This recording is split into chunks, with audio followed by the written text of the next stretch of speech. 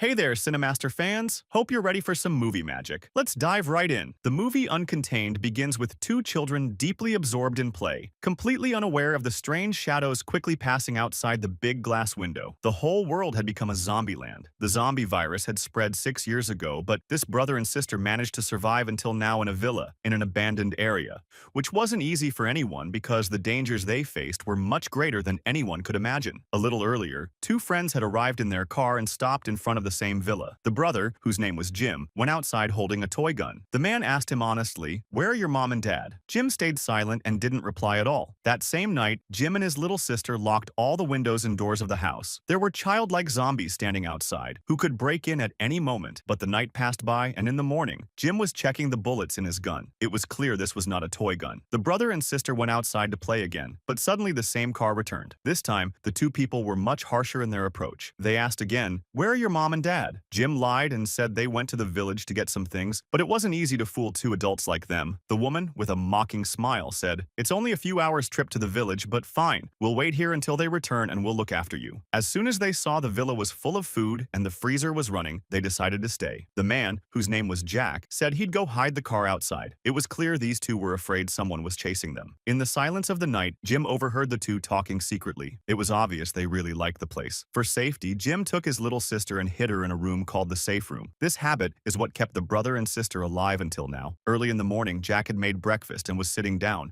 having already considered the place his home. Jim, who seemed calm, suddenly said something strange. "It's over before you know it." As soon as night began to fall, Jim suddenly asked a strange question. "Is it time?" His dog came to him, sniffed him, then gently nodded. Immediately, Jim picked up his little sister, locked her in the safe room, and downstairs the two guests were still absorbed in what they were doing, completely unaware that danger was about to strike. The girl got up, pretending to go to the bathroom, and suddenly saw zombies crouching outside the window. She quickly turned off the light, maybe thinking the zombies wouldn't see her in the dark. But suddenly the room door slowly opened behind her. Jack immediately sensed something was wrong, pulled out his gun, and entered the room. He was shocked at the scene before him. His friend was lying on the floor, soaked in blood. From that moment, those two disappeared from the story entirely. On the other side, Jim and his sister were completely unharmed, and the next day they were playing outside as usual. Surely this wasn't the first time someone tried to break into their house. At that time, a long-haired man was walking through a snow-covered forest. He saw many traps set in the snow and followed their tracks until he reached the villa. Suddenly, a little girl appeared before him. Before the man could understand anything, he felt a burning sensation in his neck. It was a sedative injection, and the one who did it was none other than Jim. This was one of Jim's survival tactics. When the man woke up from the anesthesia, Jim was standing, pointing a gun at him. After questioning, they learned his name was Adam. He was a special forces soldier heading north to look for his wife. Jim was a bit surprised. This man was different from anyone he'd seen before. Adam didn't ask for food or medicine, he just wanted his gun back. Jim struck a deal with him. If Adam helped them get the electricity running again in the villa, he'd return his gun. Adam asked, "Where are your mom and dad?" This time, Jim didn't lie. He said his father was a scientist who disappeared a long time ago, and his mother worked for a security agency and had gone on a mission a few days back, but would return soon. Adam kept looking at the treadmill. Maybe something was on his mind. He was surprised to learn the whole villa was powered by electricity generated from the treadmill. Suddenly, a zombie appeared outside the window, walking slowly. Adam didn't hesitate. He immediately grabbed a metal pipe and finished it off. But when he returned, covered in blood, Jim yelled at him angrily, "Why did you kill it? All this glass is bulletproof. No matter how many zombies are outside, they can't get in." Adam was scolded, but inside he started to feel compassion for the brother and sister. He himself decided to get on the treadmill and generate electricity with his own hands, running all night until he was about to collapse. Suddenly, without knowing when, Jim's sister came up to him, circled around him for a bit, then frowned and said, "What's that awful smell?" and ran off laughing. Adam immediately went to the bathroom to shower. Jim's sister also took a step forward and brought him a hair tie as a gift. Meanwhile, Jim had left the villa early in the morning with his sister to check the traps they set around the villa every day. This was their first line of defense. This time, too, there was a live zombie caught and flailing. In the villa, Adam had breakfast, then went to the place where Jim's mother used to work. There were photos on the table and a car key. Adam ran straight to the garage, but unfortunately, the car was broken down. Suddenly, he noticed a room in the corner. He thought it might be a tool room and tried to enter, but Jim, who had just returned, stopped him loudly. After spending several days together, the brother and sister were sure Adam wasn't a bad person. They stopped going to the safe room at night, but for some reason, Jim handcuffed himself before dawn. Adam woke up to the sound of footsteps outside. It turned out Jim was doing his daily patrol again. He went to the same old trap where yesterday's zombie was still caught. Jim was still thinking about something when Adam arrived. Adam thought the zombie in the trap might be Jim's mother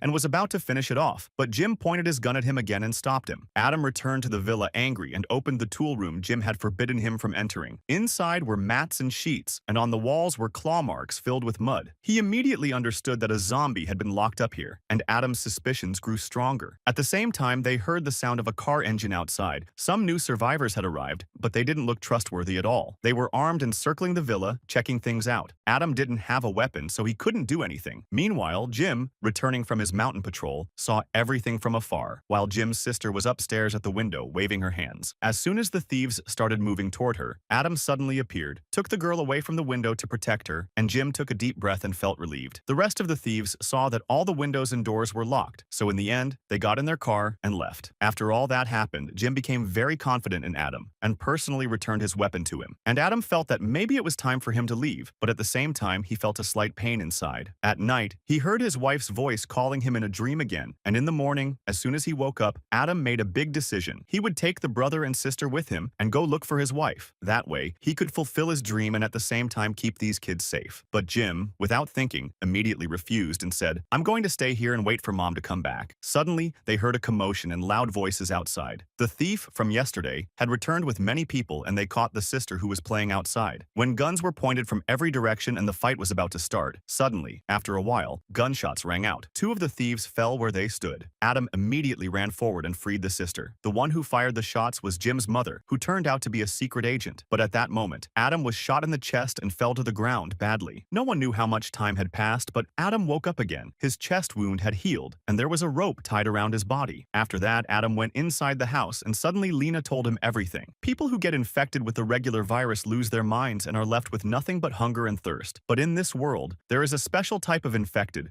whose minds remain completely normal, and at the same time they gain the physical strength of zombies. They can quickly recover from any illness or wound, but they have one weakness. If they are seriously injured or enough time passes, they go insane. At that moment, they become just like regular zombies. Adam was shocked when he heard this. He himself was a special infected like that. Lena nodded and said yes, and that the day he was shot, he should have died right away, not just gone crazy for a while and then returned to normal the next day. Adam was deeply shocked when he heard this, but Lena still had more to reveal. She told him that the boy Jim was also a special infected just like him. In fact, the two people who died that night were killed by Jim when he went insane. Now Adam understood why Jim chained himself up every night before sleeping. Adam asked if there was any way to know when this insanity would come. Lena said that Jim's dog was specially trained to sense from his scent when Jim was about to go crazy. Adam remembered the room that was scratched up with claws. This was the place where they used to lock Jim up when he went insane. Suddenly, they heard the sound of a car engine in the distance. Lena was dealing with some members of the militia while carrying her daughter in her arms. Their leader, who had a white beard, had known Lena for a long time. In fact, his daughter had run away with a young man, so this father was very worried and set out with his team to look for her. Lena told him that if she saw her, she would definitely tell him. The man with the white beard left with his team, upset. That same night, Adam asked without thinking what was the real story behind this villa. Lena revealed to him that the National Security Agency had long anticipated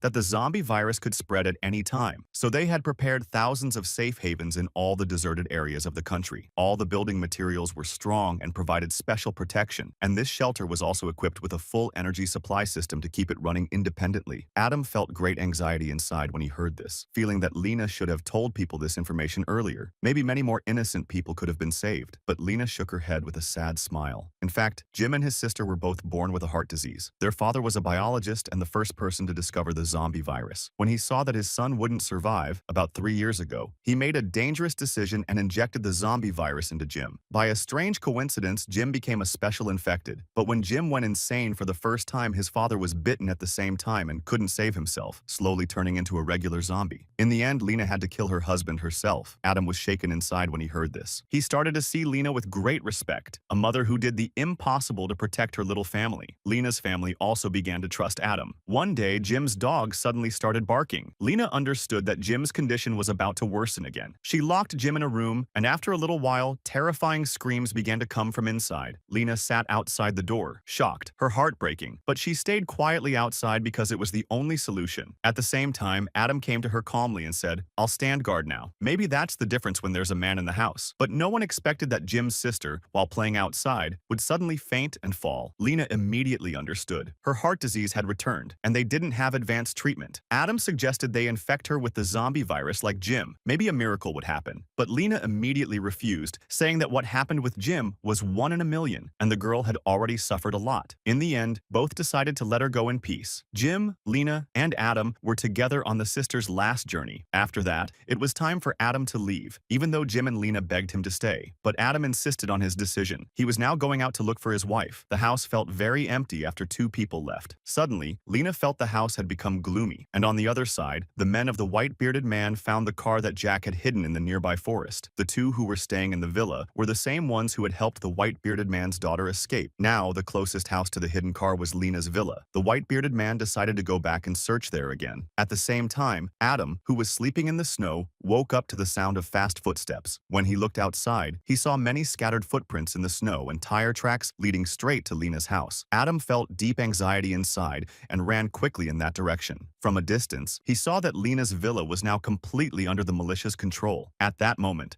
the white-bearded man was accusing Lena of hiding information about his daughter because his men had found something small belonging to his daughter there. Lena had nothing left to say, no more excuses. On the other side, Adam silently bypassed the villa's guards and managed to get inside. He found Jim hiding in the kitchen, and after learning the number of enemies, he immediately drew his weapon. Adam now became a silent killer in the darkness, taking out the militia soldiers stationed in every corner. But when he reached the living room, he found many guns pointed at his head. What Adam did next shocked everyone. He suddenly stabbed himself in the neck with a knife. Those standing next to him were stunned and didn't understand anything. Only Lena understood why Adam did this. She took Jim and quietly left the living room. As Lena expected, after a short while, Adam went into a full state of madness. Now, he became a force that no one can overcome, and he managed to finish off the gang, the man with the white beard, one after the other. Lena was forced to escape from the villa with her son, and Adam gathered all the zombies around him. The next morning, Adam woke up to find the entire villa had become a ruin. On the table, he found a letter that Lena had left. The letter said that the mother and son had left by car heading north. If fate allows, they might meet again. Adam smiled, picked up his sister's favorite doll, carried it on his back, and set off north. And that's the end of the movie. We'll meet again in a new summary. Thank you for watching.